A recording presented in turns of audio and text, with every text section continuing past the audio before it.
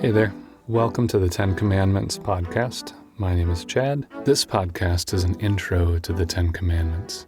Think of it as the big picture or the context in which to take a look at the 10 Commandments. And I think that's important because there's a lot of culture, there's a lot of activity taking place around the period when the 10 Commandments are given, when God starts to teach Israel about himself and his ways. And I think without understanding some of that context, we can miss a lot of the beauty of these commandments, of these words, and miss how they can apply to us today, which is one of the most important things we really need to be able to do with the 10 Commandments. One of the big questions that circulates, are the 10 Commandments still valid for today? Were they rules that were given thousands of years ago to a particular people for a particular time and place? And do they not have any bearing on us today? Also with the 10 Commandments, there's a lot for us to overcome that have become associated with the 10 Commandments. Whether it's a very bullying leader, a father figure who abusively used the commandments, a bad movie,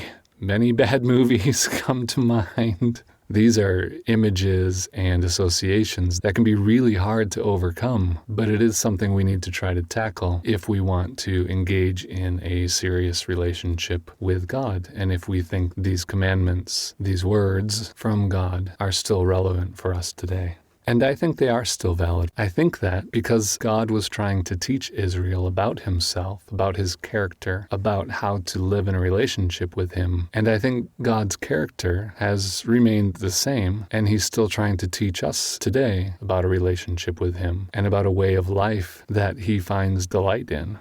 And I think they're still valid because in many places Jesus teaches they're still valid. When we do look at the context, I think it's fascinating that the commandments were a leveling up on love and peace. The commandments in their day were a statement against a lot of the harm and cruelty that was being done to one another. And the commandments were a challenge to the current way of life that Israel was living and had come out of. And God saying, we're not going to live that way anymore. We're not going to live as barbarians. And we're going to learn a little bit more about what it is to love better. And as Jesus summed it up, the law is learning to do to others what you wish they would do to you. And that love is the fulfillment of the law. The context does bear that out. And so that's what we're going to take a look at. So what is the context? What's the big picture that we're stepping into here with the 10 Commandments? This could be a really long story, but I'm going to try to condense it. It starts in the book of Genesis with creation. There's a falling out with God. Growth in wickedness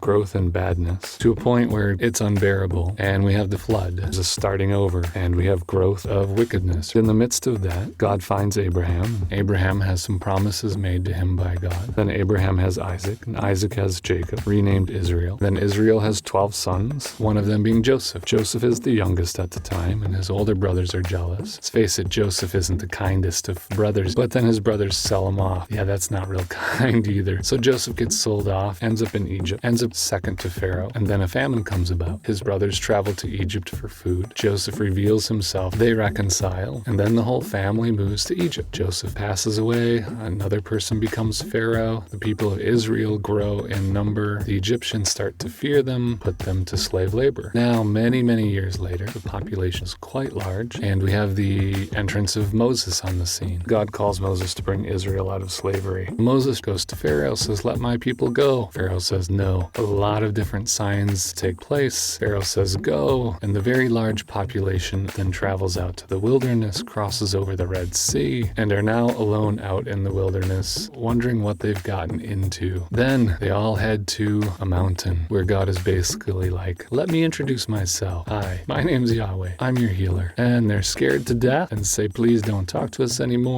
Moses, will you talk to God for us? Because we're going to all die if he keeps talking to us. And that is the start of Israel learning who God is. God starting to teach Israel about himself and his ways, and how they, as his people now, are going to be taught to live But notice this in that story. Besides God's interaction with individuals, there's not a whole lot of community learning about God. Israel's understanding about God or gods at this point in time comes from what they've learned in Egypt, where Egypt has many gods, and this God has just recently put all those gods to shame, showed his power to be incredibly more than these supposed Egyptian gods. Up until this point, there hasn't been a whole lot that people know about God. And so it's really the starting point of going more in depth about who God is, his character, what he thinks, what he feels, what he desires, learning if he's a good God. These are things that the people are going to have to figure out. And God, in beginning this process of sharing commandments, words, statutes, whatever we want to call it, God begins to teach people about himself. He does that by contradicting the current climate and the current culture that the Israelites are coming out of, to say, no, it's not this way, it's this way. What you've learned about this practice, this is a better way instead. And so that's what we're going to take a look at in the 10 Commandments. We'll take them one by one, and we'll examine them in the context that they were delivered and see how they fit in the cultural context of our day. We'll see what we can learn about God that perhaps we didn't know before. So thanks for listening, and we'll try to work through these.